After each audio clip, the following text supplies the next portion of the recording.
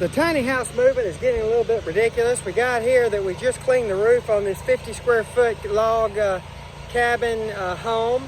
It's got a very small loft here with a very unique play attachment. So you get entertainment attachment and an escape route right there from the loft that will sleep a small infant.